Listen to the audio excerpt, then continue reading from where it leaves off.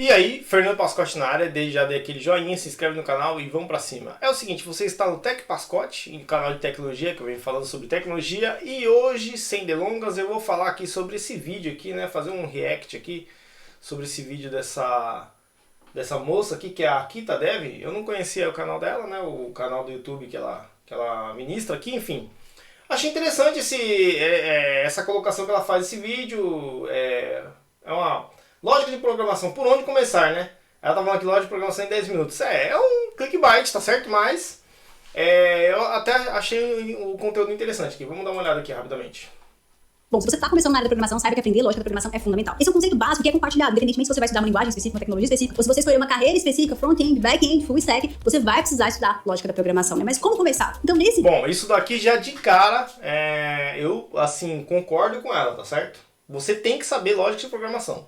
Tanto eu vou fazer aqui o meu merchan aqui, se você vir no canal Tech Pascotti, você vai ter uma playlist sobre lógica de programação. Então assista aí no canal Tech Pascotti e também se inscreva no canal aqui da Akita Dev, que tem aqui eu tô dando os créditos aqui para esse conteúdo que ela tá fazendo, tá certo? Vídeo aqui, eu fiz tipo um roadmap, um mapa ali, passando pelos conceitos que são fundamentais em relação à lógica da programação e que fazem parte da base que todo programador precisa saber. Bora pro vídeo, que esse vídeo é muito importante. Aqui, ó, vai fazer aqui a entrada, né, o merchan, vamos lá. Terá muito conteúdo sobre tecnologia, sobre programação que vai te ajudar na sua carreira como programador. Se você é novo por aqui e ainda não é inscrito, não esqueça de se inscrever, porque tem muito conteúdo. Então vou se inscrever no canal, vamos lá. No final do vídeo, combinado? Você com certeza já ouviu falar de algum programador experiente, que é importante não pular etapas, focar na base da programação, né? Esses conceitos são os conceitos básicos que são compartilhados. Exatamente, pessoal. O que acontece?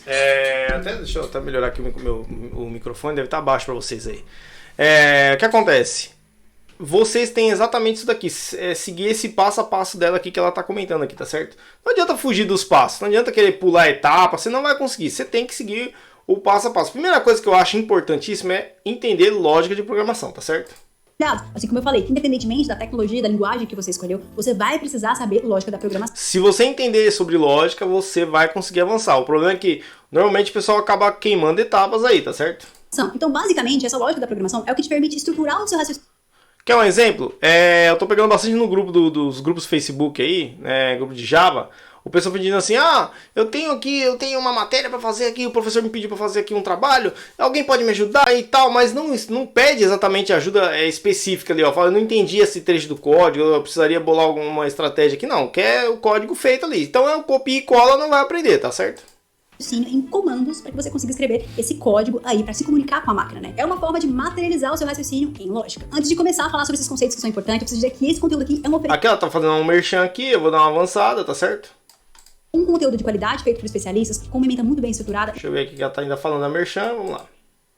Programadores, né? Antes de entrar nos conceitos básicos de lógica da programação, é muito comum as pessoas começarem a estudar lógica utilizando o que a gente chama de pseudocódigo. Então eu queria explicar um pouquinho o conceito de pseudocódigo. Pseudocódigo, ele não é uma linguagem de programação, ele é uma pseudolinguagem de programação que está muito mais próximo da escrita humana do que as linguagens em si, né? A vantagem de se utilizar... Isso daqui é interessante, tá certo? Só que isso daqui normalmente vicia, tá? Você fica focado ali em pseudocódigo, que é uma linguagem mais humana, e acaba esquecendo uma linguagem básica, uma linguagem de programação ali, seja lá qual for, lá Java, Python, enfim, qualquer linguagem. Eu acho que você tem que pegar o início do pseudocódigo, mas já partir logo para a linguagem. Eu acho que é uma boa prática, tá certo?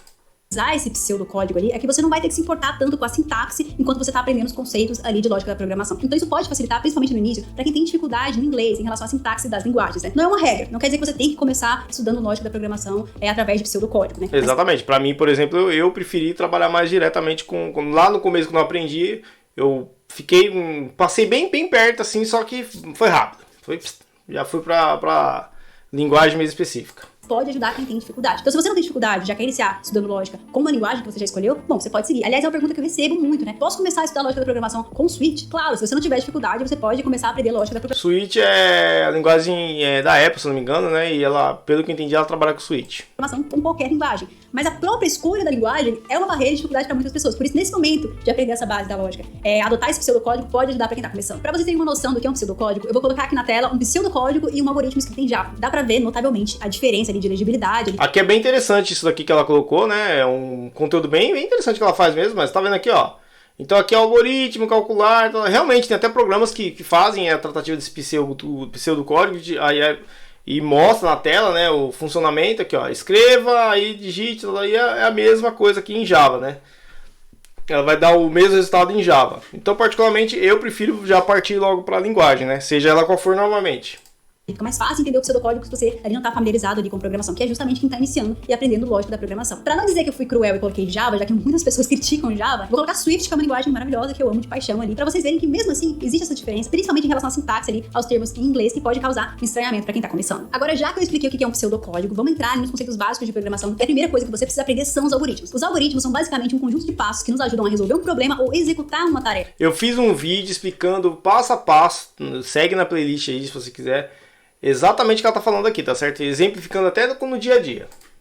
Ficou difícil de entender? Eu vou explicar no exemplo mais prático. Vamos supor que você comprou uma cadeira gamer, assim como essa que eu tenho aqui. Como que ela vai chegar na sua casa? Uma caixinha ali toda desmontada, você vai ter que montar a sua cadeira gamer. Vai vir um manual com todos os passos que você deve executar para poder montar a sua cadeira gamer. Então vai ter o passo a passo. Você vai colocar uma peça na outra, vai conectar ali usando parafusos X e Y, até que você consiga montar a sua cadeira. Então basicamente é essa a definição de algoritmo. Só que na lógica da programação você vai dar as instruções para que a máquina execute aquela tarefa ou aquela funcionalidade, né? Se a gente for pensar também, é como fazer um bolo. Por mais que você não entenda nada de... É, a famosa receita de bolo, né?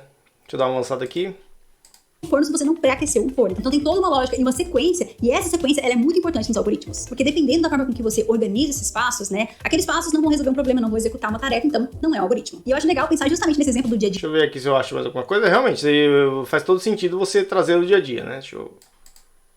A gente vai precisar entender outros conceitos que eu vou falar a partir de agora. O primeiro deles é a respeito de variáveis e constantes. Uma variável é basicamente um espaço na minha memória, onde eu posso guardar qualquer informação que pode mudar ao longo do programa, né? É como diria um professor meu, é variável que varia, né? Então, realmente, é o que vai variar. E essa informação é guardada aliás, tudo é guardado em uma memória, né, do computador. Mas essa daí é o que vai variar mesmo. Você vai entrar um valor e, eventualmente, na linha, na sequência do código, pode ser que mude o valor.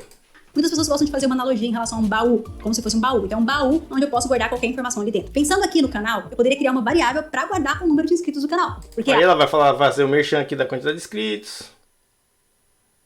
Vamos ver aqui.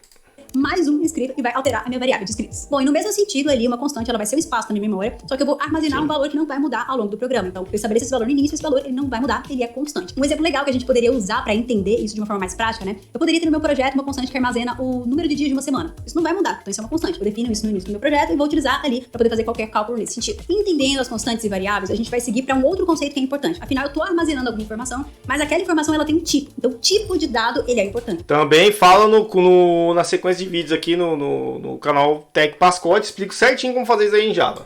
O tipo de dado que eu estou armazenando ali naquela variável ou naquela constante. Então existem vários tipos de dados ali que a gente pode utilizar no nosso programa. Pode ser um inteiro, pode ser um número decimal, pode ser uma string, um texto, né? Pode ser um booleano, né? Uma flag, verdadeiro ou falso, que eu posso guardar ali na minha variável ou na minha constante. Bom, nós entendemos aonde nós armazenamos as informações e os tipos dos dados, mas o que a gente pode fazer com esses dados? Como que a gente vai aplicar a lógica ali e construir nossos algoritmos? Para isso, a gente vai precisar entender o que são operadores ali e também os condicionais. Também fiz um vídeo, tá? No canal aí falando sobre operadores,